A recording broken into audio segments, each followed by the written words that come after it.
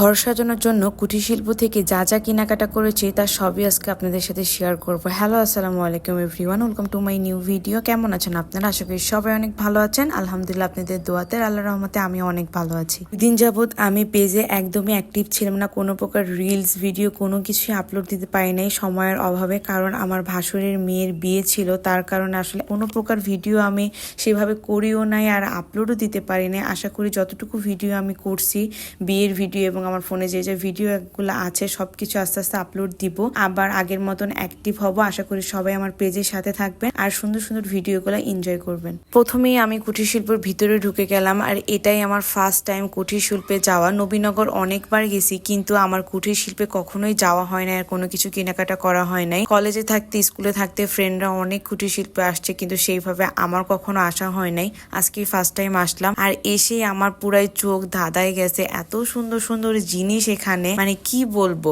এমনি রিজনেবল প্রাইসের ভিতরে অনেক জিনিস আছে, দামি জিনিস আছে, সবকিছু আপনি বার্গেটিং করে কথাবার্তা বলে নিতে পারবেন। অনেক সুন্দর সুন্দর জিনিস, বিশেষ করে ঘর সাজানো জিনিসের অভাব নাই। তো সুন্দর সুন্দর জিনিস আমি কি থুয়ে কি নিব ভেবেই পাচ্ছিলাম না। মানে যেদিকেই তাকাচ্ছিলাম সেগুলাই শুধু নিতে মন চাচ্ছিল, এমন একটা অবস্থা হয়ে গেছিল আমার। পরে ভাবি টেনে আমাকে এখান থেকে বের করছে। মানে ভাবি বলতেছিল যতক্ষণ এখানে থাকবা তোমার কিছু না কিছু কিনতে মন চাবে।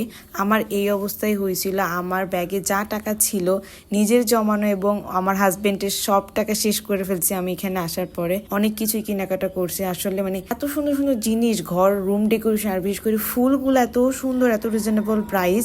বিশেষ করে আমাদের শফিপুরের ওদিক থেকে এইখানে অনেক রিজনেবল প্রাইসে অনেক কোয়ালিটি ফুল পাওয়া যায়, যেগুলো আপনারা দামদার করে নিতে পারবেন। খুবই সুন্দর।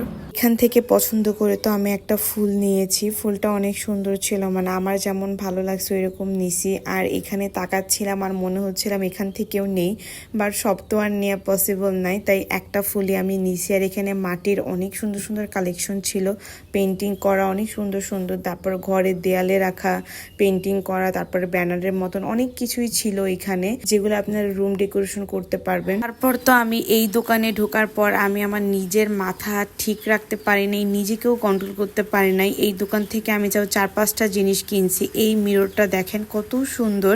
এখান থেকে আমি একটা মিররও কিনছি। এত সুন্দর মিররটা যে কি বলবো, মনে হচ্ছিল এটা আমার রুমে এখন নিয়ে গেলে এখনই সুন্দর লাগবে। এখন আমি ফাইনালি দেখাবো আমি কি কি কেনাকাটা করছি। এই যে এই ফুলের স্ট্যান্ডটা কিনছি, যেটা অনেক সুন্দর ছিল, অনেক প্রাইসও কম ছিল। প্রাইসগুলো বলবো না, কারণ দোকান থেকে মানা করে দেয় যে কত প্রাইসে আমি কিনছি সেটা বলতে। এমনকি তারা ভিডিও করতেও মানা করে, তবুও ভিডিও করেছি। আর এই যে ঘরের দেওয়ালে রাখা এই জিনিসটা কিনছি, যেটা অনেক সুন্দর ছিল। তারপর আল্লাহর এই জিনিসটা কিনছি। তারপর এই জিনিসটা কি অবশ্যই কমেন্টে জানাবেন, যেটা আমি বললাম না। সবচেয়ে ঘরের দেয়ালে রাখা এই জিনিসটা সুন্দর ছিল। আজকের ভিডিওটা এই পর্যন্ত। ভালো লাগলে অবশ্যই আমার পেজে লাইক, ফলো এবং শেয়ার করে পাশে থাকবেন। পরবর্তীতে আরো সুন্দর সুন্দর ভিডিওগুলো দেখার জন্য। আল্লাহ হাফেজ।